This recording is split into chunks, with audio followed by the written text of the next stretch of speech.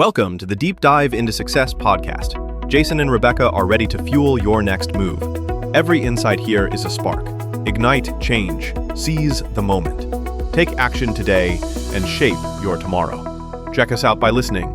And if you like what you hear, don't forget to subscribe to receive notifications when new content is available. Welcome to the Deep Dive. Look, you're here for high-value knowledge, fast. And today, we're skipping the usual diet talk. That's right. We're going deeper. Yeah, we're looking at how mindful eating can actually be a tool, a real tool for emotional regulation, to maybe finally stop that stress snacking cycle. That cycle you mentioned, it often just leaves you feeling, sluggish physically and kind of drained mentally, doesn't it? Totally. So what's the fix? Well, the solution isn't about adding more restriction. It's really about adding awareness, specifically non-judgmental awareness. Okay, non-judgmental, so not beating yourself up. Exactly. And this practice, it lets you start recognizing what true hunger feels like. And that, in turn, really improves mental clarity. So how do we start? What's step one? First, you've got to distinguish the two main types of hunger. There's physical hunger, that's the one that builds kind of gradually. You feel it in your stomach. And honestly, different foods will satisfy it. Okay, gradual. Got it. Then there's emotional hunger. That one's often sudden, intense, and it usually wants something specific, like chips or ice cream or whatever your go-to comfort food is. The specific craving, I know that one. So the first skill is noticing the difference. Yes, and creating what we call the pause zone, that moment between the urge hitting you and you actually reaching for the food. The pause zone. Okay, Yeah. So what happens in that pause? You ask yourself two key questions. First, am I physically hungry? Maybe use a simple 1 to 10 scale. If you're like a 5 or below, probably physical need. And if it's higher, like a 7 or 8. Then ask question 2. What am I actually feeling right now? Try to label it. Am I bored, anxious, tired, stressed? Labeling the emotion, that feels powerful. It is. It gives you choice right in that moment. But, a question I sometimes get is, doesn't rating your hunger all the time risk making you more focused on food?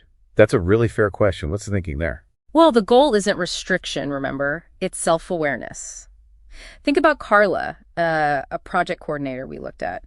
Her default was chocolate every day, 3 p.m. sharp. Okay. Once she started using that pause zone, she realized, wait, this isn't hunger. This is anxiety about my 3:30 meeting. Uh-huh. So what did she do instead? Her response totally shifted.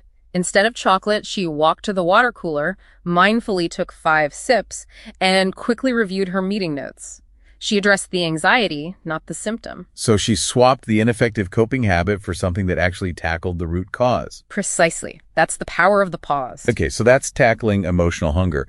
But what about when we are eating, maybe distractedly? Why does that leave us feeling stuffed but still unsatisfied somehow? Great question. It's because your stomach might signal full, but if your mind wasn't paying attention, it feels, cheated. It didn't get the sensory experience it expected. So the brain's like, did we even eat? Sort of. And that lack of mental satisfaction. It often prompts you to look for another snack pretty soon after. We call it the satisfaction gap. The satisfaction gap. Okay, how do we close that gap? Through sensory immersion. The challenge here is simple, but maybe not easy. Make just one meal, screen-free, no phone, no TV, no laptop. Oof. Okay, one meal, I can try that. What do I do during the screen-free meal? Engage all 5 senses. Really look at your food, the colors, the shapes, smell. Smell is huge, like 80% of taste. Notice the texture and temperature as you chew. Focus on the actual taste, how it changes. Even listen to the sound of the crunch or just chewing. It sounds so simple, but I can see how it would make a difference. It really does. Take Ken. Always ate lunch at his desk, always felt kind of meh afterwards, never quite satisfied. Right. He tried this immersion technique with just a small bag of almonds, took 1 almond at a time, looked at it, smelled it, chewed it slowly, noticed the crunch. Just a 6-minute exercise. Yay. He reported feeling perfectly satisfied, and interestingly, his focus in the afternoon was dramatically better. Wow, from just almonds. Okay, so paying attention fills that satisfaction gap. Now let's connect this to mood. You mentioned anxiety earlier. Yes, there's a strong link. Foods high in processed sugar or refined carbs, they often cause that quick blood sugar spike. The sugar rush. Exactly. But then comes the crash, and that crash often shows up as irritability, brain fog, fatigue, sometimes even anxiety, the very feelings people might be trying to soothe with those foods in the first place. A vicious cycle then. So how do we become aware of that connection? We found a really simple but effective tracking exercise works wonders. Basically, become a detective of your own energy levels. Okay, I'm intrigued. How does this detective work go? It's easy. At lunch, just quickly jot down the main ingredients. Then set a timer. Note down your mood and energy levels. Just a simple 1 to 10 rating at 2 points. 30 minutes after eating, and then again 90 minutes after eating. 30 minutes and 90 minutes. Got it. Why those times? That typically captures the peak, the potential sugar rush, and then the subsequent dip or crash. Makes sense. Is there an example of this? Absolutely. Look at Sophia. Her typical lunch was, say, pizza and a sugary soda. Okay.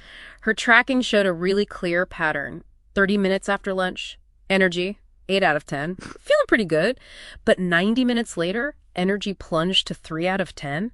Mood dropped to a 4, feeling irritable and foggy. Wow, that's a stark difference. It was a revelation for her. She realized she wasn't really addicted to the pizza. She was addicted to that initial sugar rush and hadn't connected it to the awful feeling an hour later. The anxiety wasn't just life stress. The crash was making it worse. So seeing that pattern basically broke the spell. Completely. Once she made that connection, this food leads to this feeling later. Choosing something more stable, like a meal with protein and fiber, wasn't about restriction. It was about wanting to feel good later. So wrapping this all up, it sounds like mindful eating isn't just another diet rule. It's more like a journey of self-discovery. That's a great way to put it. It empowers you with choice. It turns eating from something potentially fraught with guilt or anxiety into an act of, well, self-kindness. It benefits your mind and your body. It really reframes the whole thing, away from deprivation and towards awareness. Right. This is fundamentally about building better tools for lifelong stress management and emotional health. Okay, so let's leave our listeners with something to chew on, so to speak. A final thought. Here's something to really consider. How does truly recognizing the cost of a food choice change things? Not just calories, but the cost in terms of your mood, your energy, that brain fog 90 minutes down the line. Thinking about the cost. Yeah. When you see that cost clearly, choosing differently stops feeling like a chore, right? It becomes an essential strategy, a tool you use to feel better and be more effective. That awareness isn't restriction, it's actually your greatest source of power. Thanks for diving deep with us on this episode of the Deep Dive into Thriving Successfully. We hope you found a quick hack to take action on today. If this episode moved the needle for you, please take 1 second to hit that follow or subscribe button on your favorite podcast platform. It helps us reach more people who want to start thriving. Our content is 100% based on listener requests. We want to cover the topics you struggle with. Drop your episode suggestions in the comments or send us an email directly at deepdive@lfeg.info. And the best way you can help us is to share this episode with a friend or colleague you care about. Let's build a thriving community together. Until the next dive, keep crushing your goals.